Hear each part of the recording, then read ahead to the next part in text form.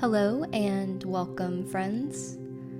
For the next 4 Thursdays, I'm going to do a semi-deep dive into what the 4 Noble Truths are. We are going to look at the teachings and then have a guided meditation at the end of the video. I just want to qualify this by saying listening to this and going over this teaching can be applied to any religion, really.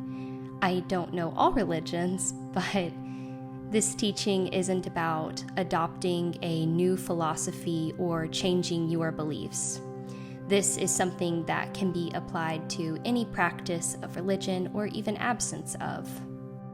I think it's important to understand that what these teachings are about is looking at and touching life very deeply.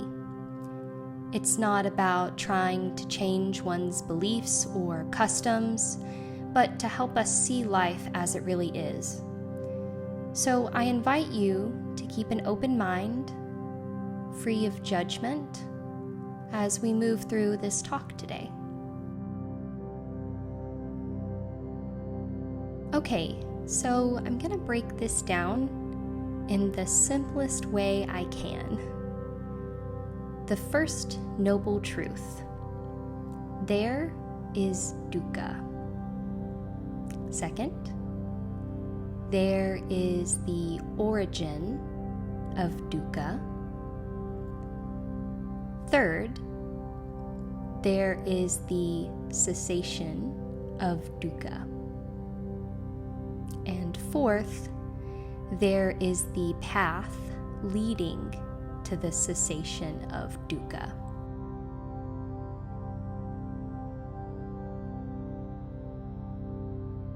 Now, you'll see a lot of different translations of these teachings, but I want to go with this incredibly simplified version so we can understand the basic principles of this teaching.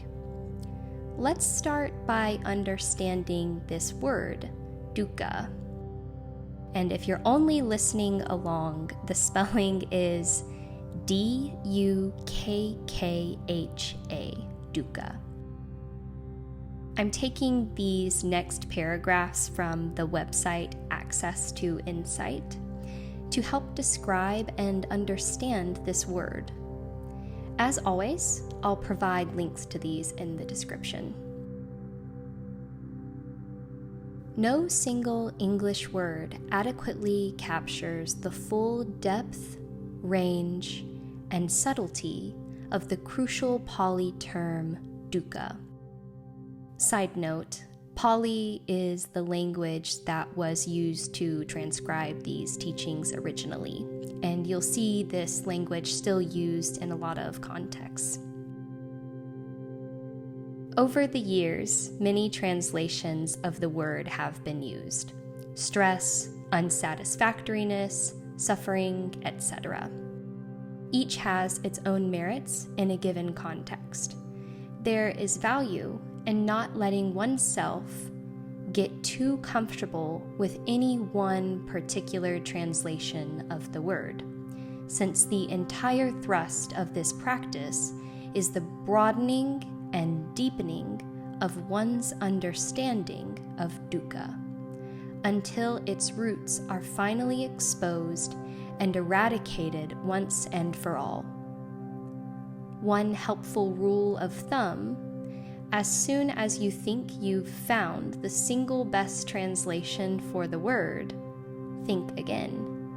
For no matter how you describe dukkha, it's always deeper, subtler, and more unsatisfactory than that.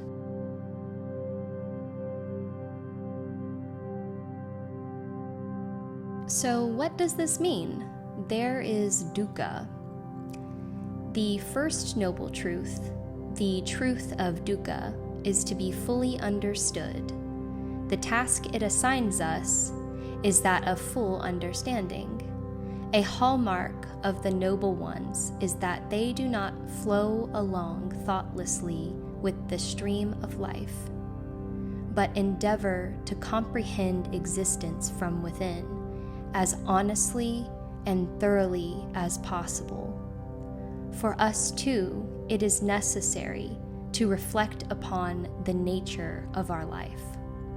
We must attempt to fathom the deep significance of an existence bounded on one side by birth and on the other by death, and subject in between to all the types of suffering. Birth is dukkha, aging is dukkha, death is dukkha. Sorrow, lamentation, pain, grief, and despair are dukkha. Association with the unbeloved is dukkha. Separation from the loved is dukkha. Not getting what is wanted is dukkha. In short, the 5 clinging aggregates are dukkha. Now, I know I just brought up a whole new topic for understanding with these 5 clinging aggregates, but let's just set that to the side for now. That topic could have a whole series on its own. Since we're only focusing on the first noble truth today, we are only trying to get an understanding for what this means. And how do we get an understanding of this? Well, we apply the teaching to our own life. So let's take a minute to absorb this teaching and think about how we apply this to our own lives. You can stand, walk, find a comfortable seat or lie down. Close the eyes or keep a soft gaze. Whatever is safe and comfortable. Let's take one deep inhale together and exhale. Continue to breathe naturally. Turn your attention to the breath.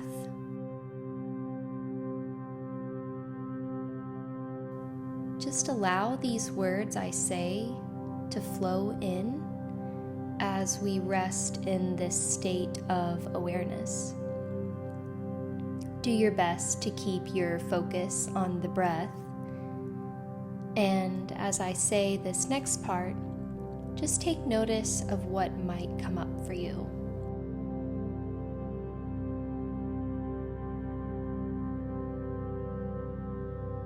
When we cling to this form or that, we experience dukkha.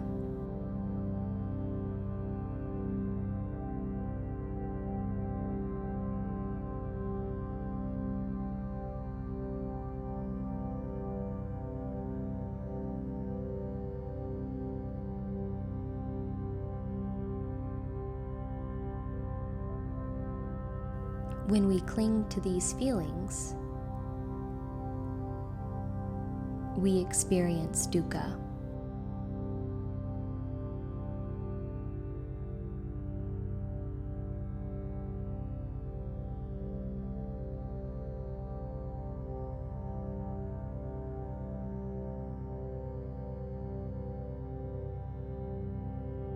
When we cling to these perceptions, we experience dukkha.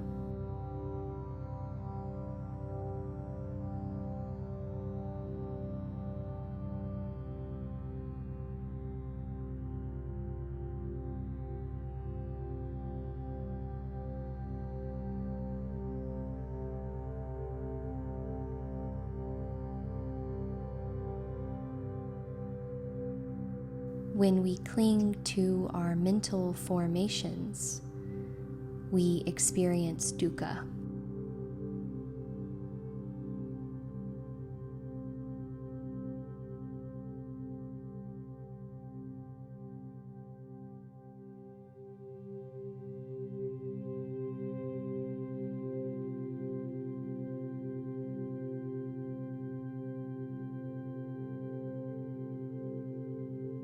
When we cling to this form, feelings, perceptions, mental formations, and this conscious awareness, and say, this is me, this is mine, we experience dukkha.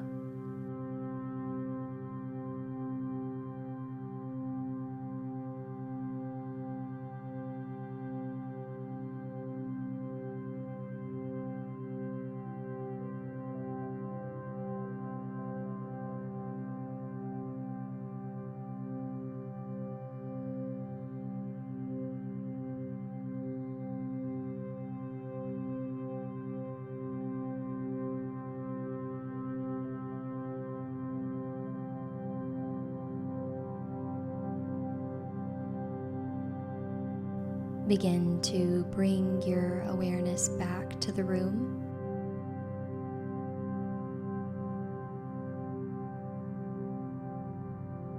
Bring some subtle movements back to the body.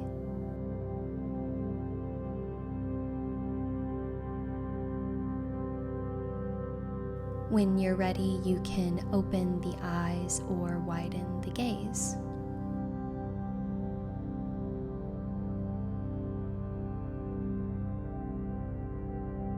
Maybe for the next week or so, until we get to the next teaching, you can contemplate on this and reflect on what dukkha means for you. I know a lot of people do not like to focus on this teaching because why would we call up suffering if we're not currently suffering?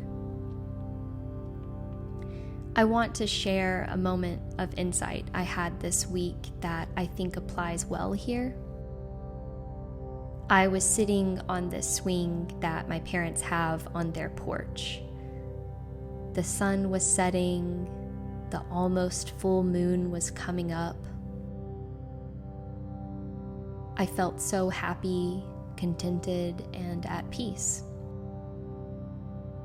Then all of a sudden, and without warning, this reality struck me. This thought arose, what if all of a sudden I got bad news, or I was given the news that one of my loved ones had been injured or harmed? Would I still be at peace? I realized I would no longer be at peace. And there it was. That's dukkha, still present. When we rely on external factors to bring us peace, love, and happiness, then if we are ever departed from those things, we no longer feel peace, love, and happiness. We have to cultivate this within, without relying on external factors. And as we cultivate this peace, love, and happiness in ourselves, then it's easier to recall this foundation we build for ourselves in the moments when we inevitably experience dukkha. We no longer have to be destined for dukkha. We can see the way out by going within.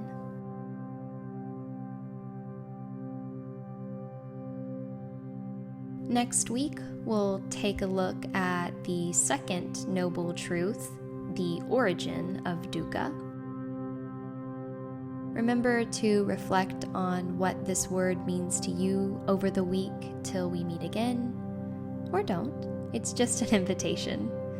Thank you all for being here. May you be free of suffering and with peace.